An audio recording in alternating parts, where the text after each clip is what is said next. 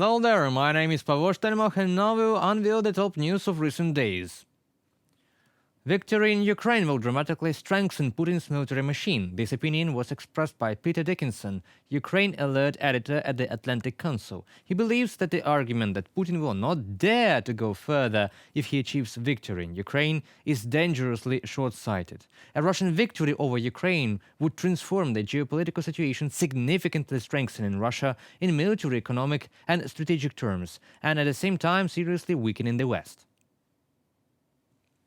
If the Russian Federation expands the war further, Western leaders will not be able to say that they were not warned. Putin has prepared the entire Russian society for war and is openly preparing the entire country for a long struggle against the West. The current invasion is an important part of this fight, but it is only the beginning. Russia's victory in Ukraine will create the basis for even bolder acts of international aggression. From the Atlantic Council article.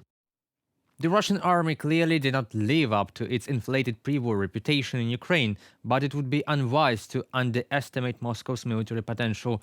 Putin's command has learned a number of important lessons since the invasion began in February 2022 and has gained combat experience that no other major power can match. A victory in Ukraine will further widen the already alarming gap in military capabilities between Moscow and the West, which is rearming very slowly. Control over Ukraine would allow the Russian Federation to reintegrate the huge Ukrainian military-industrial complex.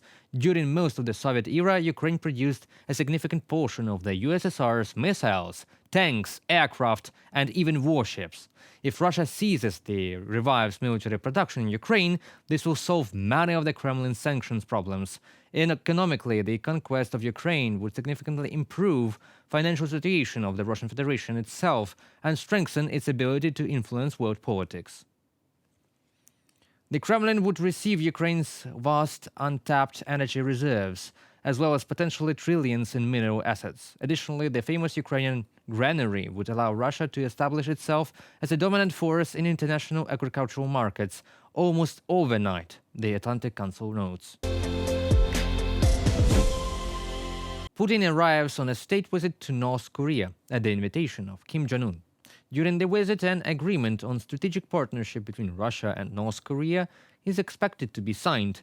Russian President Putin, on the eve of his visit to North Korea, thanked Pyongyang for supporting the Russian war against Ukraine.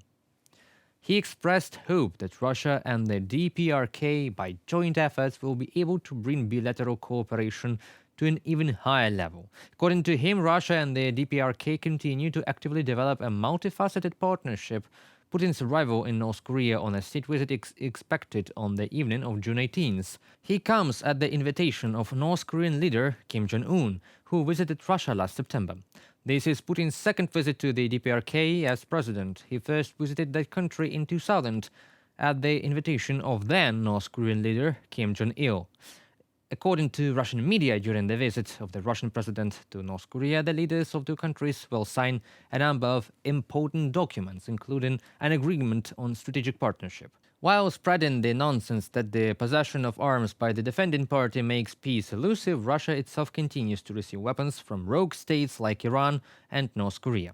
Pyongyang already reportedly sent to Russia more than 10,000 shipping containers that could hold nearly 5 million artillery shells. Moreover, Russia resorts to press gaining foreign nationals into its occupation forces in Ukraine by threatening those already in Russia or deceiving those they recruit from abroad, permanent representative of Ukraine to the United Nations, Serhiy Kyslytsya said. As reported by international media, Russian authorities have been threatening not to extend visas of African students and workers unless they agree to join the military. Moscow detains foreigners with work visas and forces them to choose between deportation or enlistment into the army. Russia has also launched a global requirement drive, luring foreign nationals with promises of lucrative work before forcing them to train and deploy to the front line. Serhiy Kyslytsya, permanent representative of Ukraine to the United Nations. We urge all member states to trace the Russian recruiters in your countries and take measures to prevent a devastating impact of the Russian crisis on the safety of your citizens. Let's be clear, Russia is looking for cannon fodder. We do not know how many contract soldiers Russia attracts. We can only rely on the assumptions of analysts and interviews with representatives of Ukrainian intelligence. But we know for sure that in Russian regions, the cost of attracting contract workers is getting higher and higher. And this suggests that there are fewer contract soldiers that Putin would like.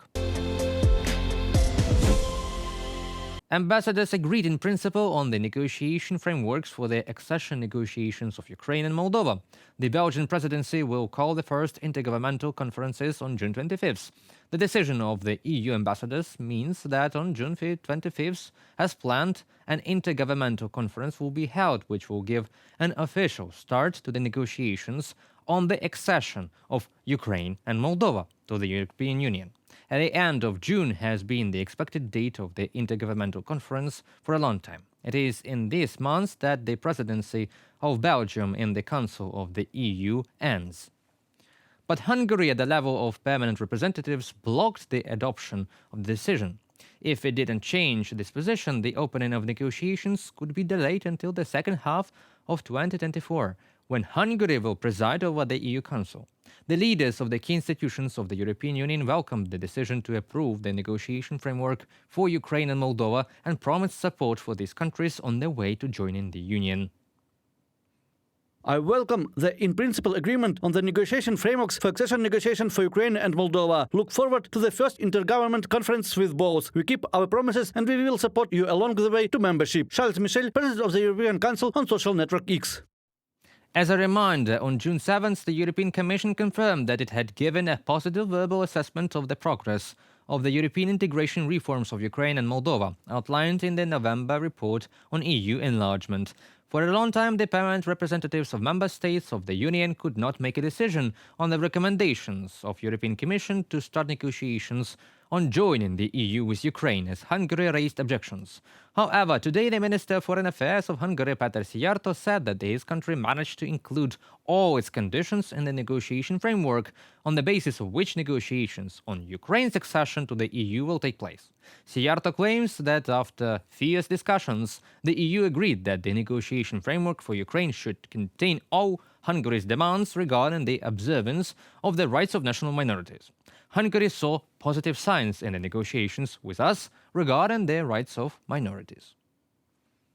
I'll remind you that the permanent representative of the EU member states basically approved the negotiation framework for negotiations of accession of Ukraine and Moldova. That concludes our today's video. Thank you for watching. Stay updated, comment, like and subscribe to our UATV English channel for more news from Ukraine. It is your support that really matters for us. Goodbye.